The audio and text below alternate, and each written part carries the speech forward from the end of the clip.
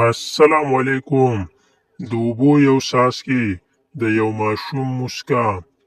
که یو څوک یو څه وکندي یا یو عام ځای کې د خلکو لپاره د اوبو څښلو ځای جوړ کړي، د هغه صدقه چې تر مرګه وروسته هم انسان ته اجر ورځي.